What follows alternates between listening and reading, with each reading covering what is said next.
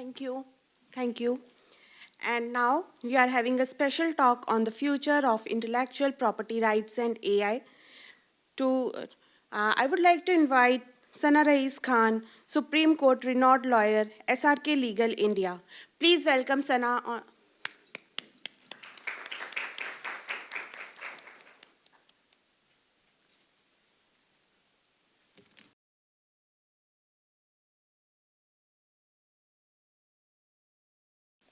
Good morning, guys. So today we are here to explore about the topic which is not just related to law, but about the intersection between the intellectual property rights and AI.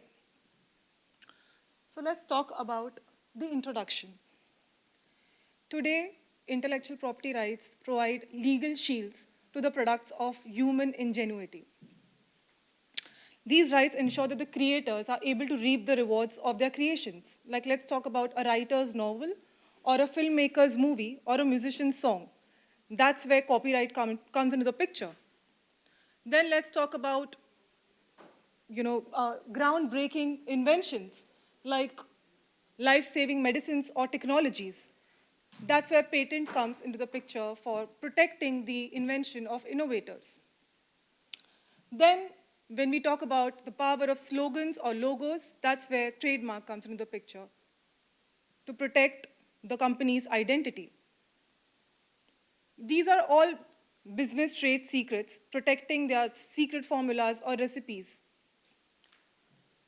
Then when we talk about the designs, like the sleek design of a car or a beautiful lamp, that is also where copyrighted designs comes into the picture.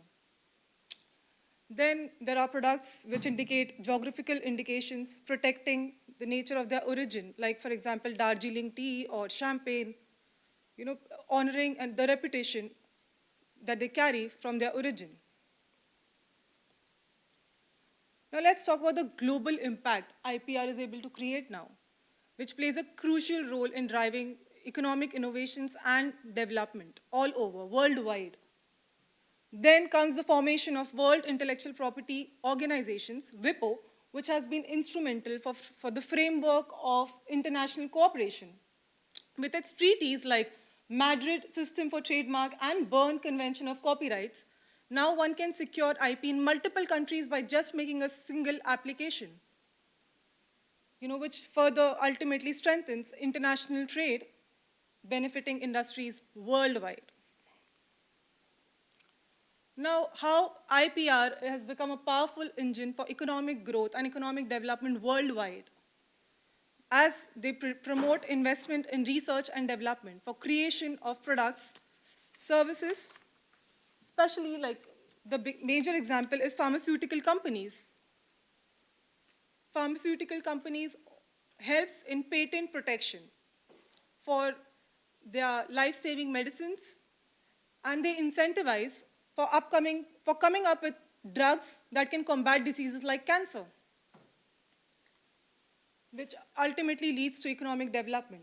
For example, the recent example is the recent development of COVID-19 vaccines, which ultimately helped so many companies to invest majorly in research, development, and distribution of COVID vaccines worldwide, thereby leading to economic growth and development.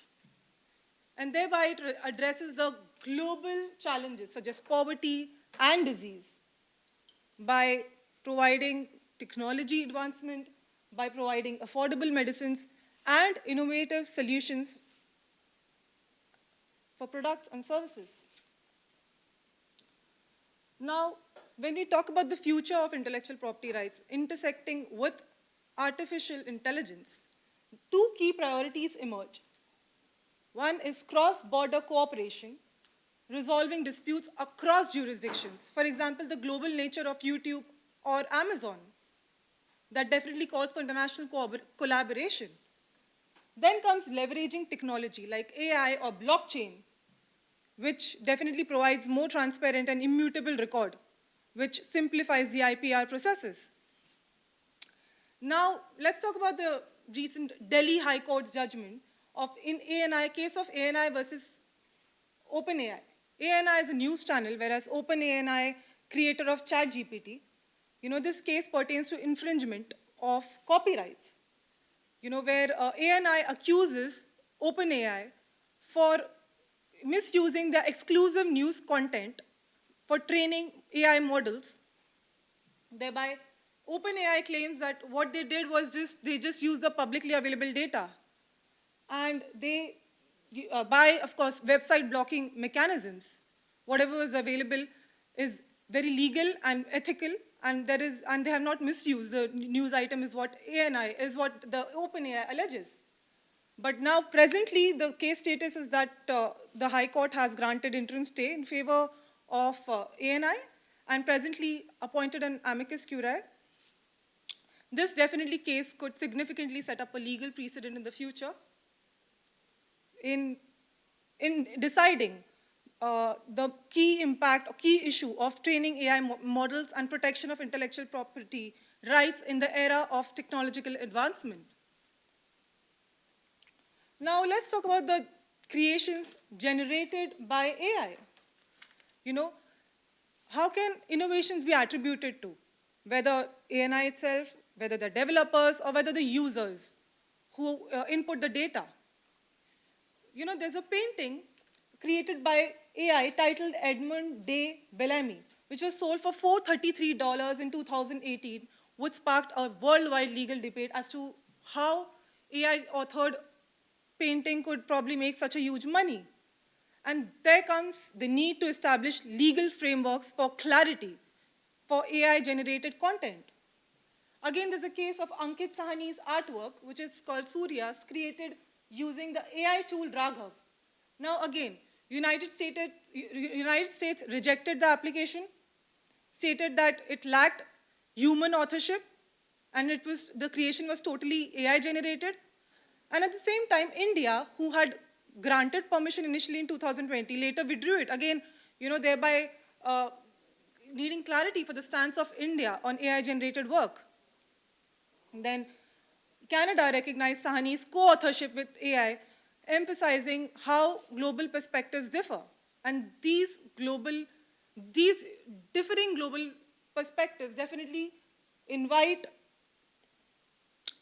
a need for uniformity and clarity, because this emphasizes the complexity of the extent to which non-human entities can probably hold the title or become authors of AI-generated content. So there definitely needs to be a balanced approach, which is the need of the hour. Now, definitely there is a need for legal framework that needs to be established for the creators to enjoy the rewards for their creation, so that they are able to generate content that destroys or that challenges the traditional notions of authorship. Like, for example, the Raees and Davu's case, where they invented a food container with fractal walls, and they were credited immensely for the same. And India, though they granted the patent, but again, US rejected the patent, again highlighting the need for clarity and uniformity for AI-generated content. Now, the very fact that we cannot walk away from is that the AI relies pertinently on data. Now, of course, which invites for fair use, licensing, and ownership. US Supreme Court's decision in favor of Google for use of its Oracle Java APIs, that is definitely a major milestone in the era of technological advancement, gaining further AI-generated content to gain recognition. Innovation, definitely, which is required in balancing IP rights and technological advancement, and the global cooperation, which invites global collaboration between the policymakers, legal professionals, and technologists for a fair, balanced future. Now, how AI can probably transform the AI sector in the future? Now, what is the immediate need is the enforcement revolution, which in my opinion, can detect counterfeit goods and monitor copyright infringement instantly, simplifying the IPR process. Then smart licensing models like blockchains and AI can automate royalty payments and enable transparent licensing agreements. Then AI-driven policy making, which like how AI can probably assist legal professionals in drafting policies suited or tailored to the industries and the present era of technological advancement. In conclusion, of course, I would say the need of the hour is a balance. The intersection, as we talk today about the intersection between the IPR and the AI, what is the need of the hour is the balance between the unprecedented power of AI with the timeless principles of fairness and ownership. Harmonizing global policies, how do we do that? That is also the question that we need to ask. In view of the global differing perspectives and policies from nation to nation all over the world, we must embrace the responsibility of human creations and AI ingenuity. Because the future depends upon the choice that we make today, as the legacy is ours to shape. We have to redefine, we have to rise, we have to embrace the challenges with courage and with creativity. And that's where the future of progress lies. And I think now the need is not just to adapt to the change, but to lead the change. Thank you.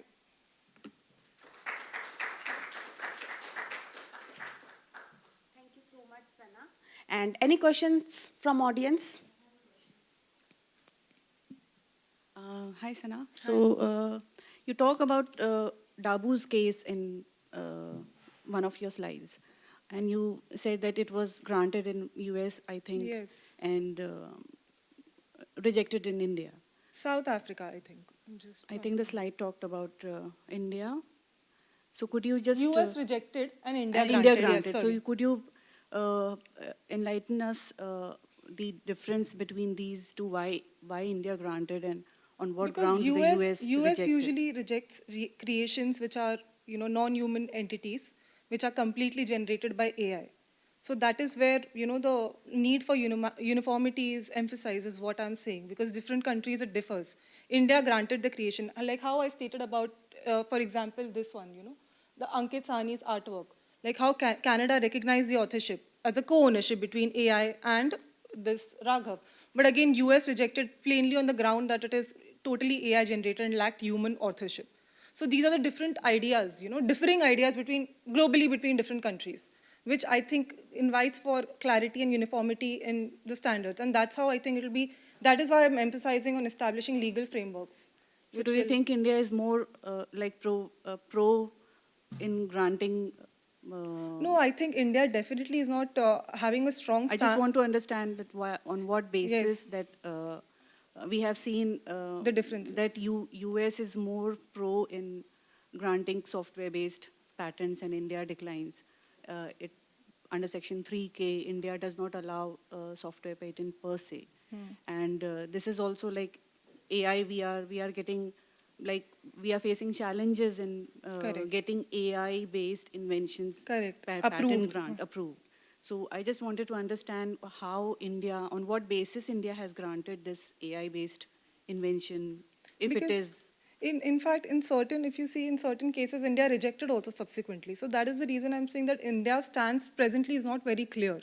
Like, for example, this Sahani's work initially granted the registration, but again, later on just withdrew it in view of the US rejecting it. So the stance is not clear right now. That is why there is a need for uniformity between different And countries. this is artwork and that is patent. Patent, yeah, so exactly. So it's about like, what I'm talking about is intellectual property rights in general. A patent is quite different from artwork. Yes, but patent different, is exactly. granted to inventions. Yes. So how I'm talking about the how- different processes, yes. But on what basis you're saying that India is granted? Yes, I just wanted to understand like Probably how that case, India on acknowledges. what grounds like India acknowledged that invention, but it was or on what grounds US rejected.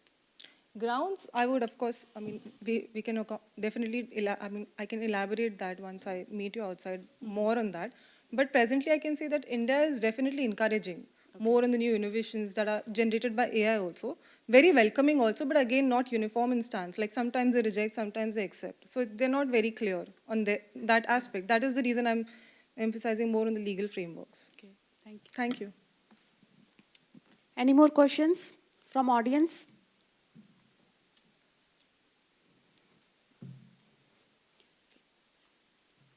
No questions. So I would like thank Sana, and on behalf of IIPLA, I would like to present her honor.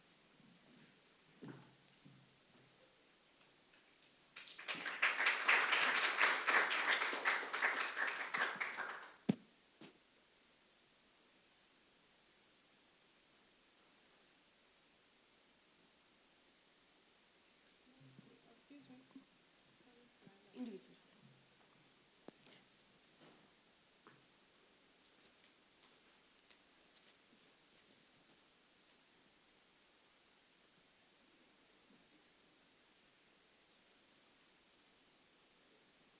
Thank you so much, Sana.